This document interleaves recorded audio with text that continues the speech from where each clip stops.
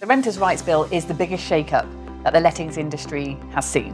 When the bill comes in, we do not know if there will be a transition period. I think it's very important that landlords seek an agent who is up to date on the legislation. Hopefully, what you and I are discussing today gives some clarity to landlords about what the Renters' Rights Bill looks like today and just reassures them that we can guide them through the process. Hello and thank you for watching us today. I'm here with Amy Davidson, Associate and Senior Lettings Manager at Greenslade Taylor Hunt, to discuss the Renters' Rights Bill. Thank you, Nina. Absolutely. As most people are aware, the Renters' Rights Bill is currently going through its stages in Parliament. And more than likely, this is going to be rolled out in the latter part of 2025. So it's certainly becoming a hot topic amongst landlords at the moment, and the landlords that we are speaking to across the Southwest certainly have a lot of questions and concerns. Now, what we are going to be discussing today is the bare bones of the Renters' Rights Bill, and I will caveat before we even get into it that things do change. What we are discussing is what we know stands today. There are politicians that are lobbying against some of the regulations that are coming in, but as yet we can't guarantee, well, we can guarantee some areas of the bill, but there are also other areas that we may have to do a bit of a wait and watch. That's a really good point, thank you. And I know people have a lot of questions about what is likely to be coming forward with the bill. So to start off, could you tell us a bit more about the abolishment of the Section 21 notice? Yeah, absolutely. So this is something that we know will not be changed.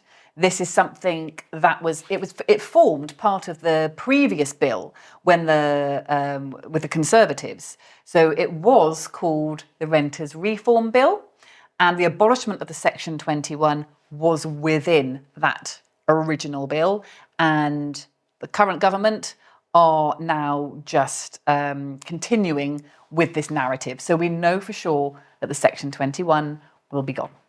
So with the abolishment of that Section 21 notice, what is then going to be taking its place? Good question. It's one thing that our landlords are asking us a lot about. And the Section 8 that we currently use at the moment, that is going to be updated with mandatory and discretionary grounds. At the moment, we don't know what they are. This hasn't been disclosed. This hasn't been released as yet. But what we do know is that bill will be updated. So what will that usually mean? Basically, if a landlord or an agent is going through the court to evict a tenant, under mandatory grounds, a judge has to award possession and an eviction date. Thank you. And could you explain more about the proposed changes to the notice periods as well? Yeah, absolutely. So what we are hearing at the moment is that instead of a landlord serving 2 months' notice to a tenant, as they can now, that is going to double to 4 months. Okay, and I understand that tenants will then be able to serve 2 months' notice instead of the current 1 month's notice. Is that right? Absolutely. So both notice periods are doubling. Tenants have to give 2 months, landlords have to give 4 months. Now, what landlords do need to think about is whether or not they are looking long term.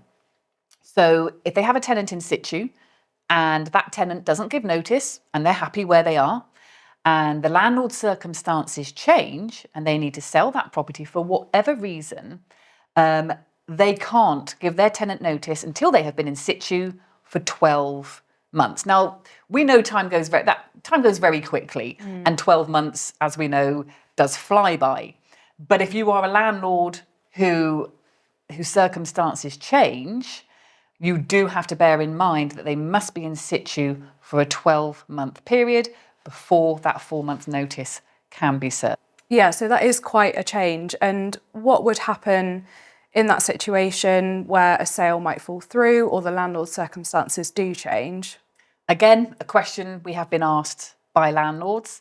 So we'll do an example. You get possession of your property on the 1st of May. The tenant has gone. 1st of May, you get your keys.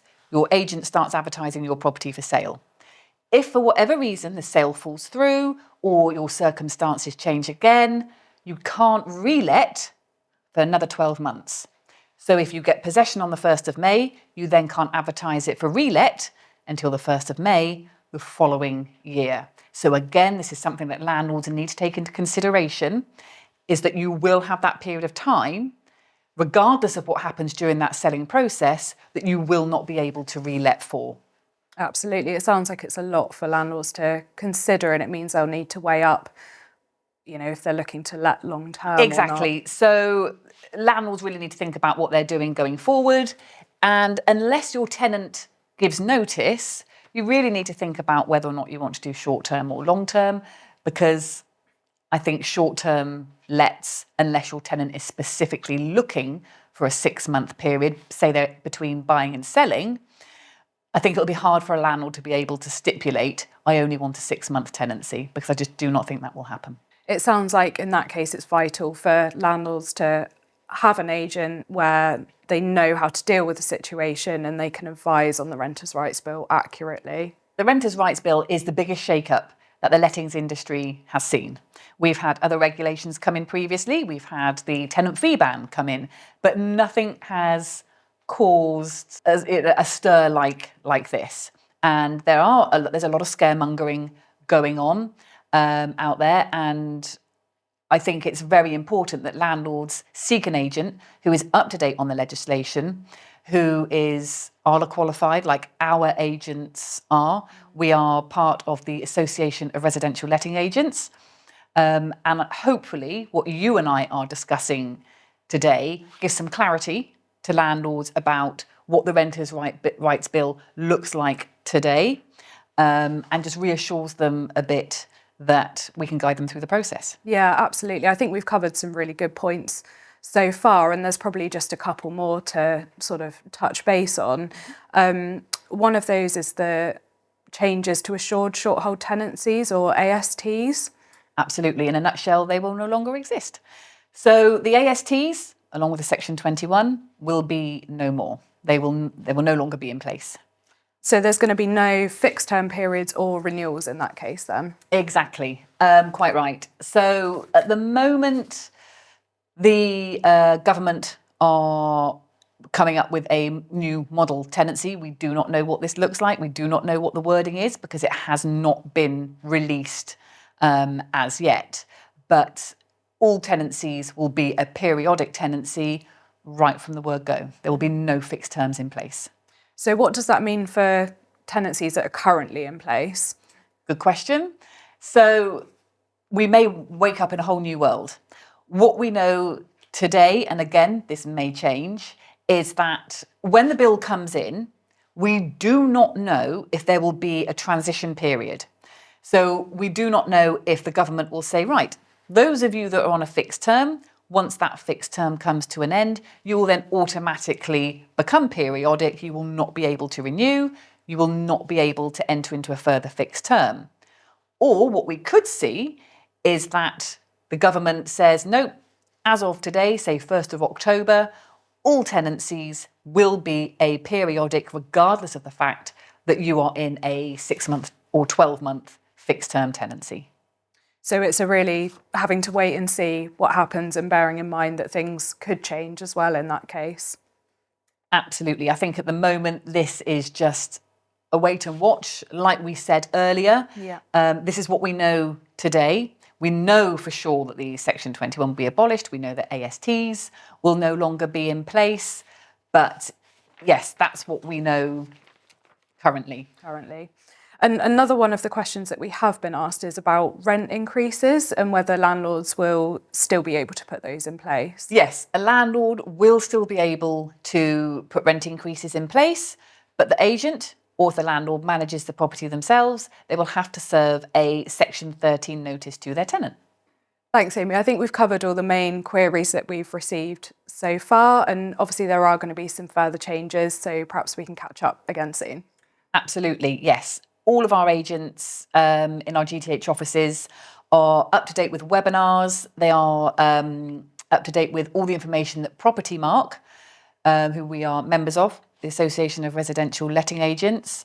Every information that they feed through, they are acknowledging, and also if any landlords out there have any questions or concerns about their property, their portfolio, they can contact one of their local GTH offices and have a chat with one of our agents. And I do think there's a link as well with this video, and we are more than happy to guide them through the process.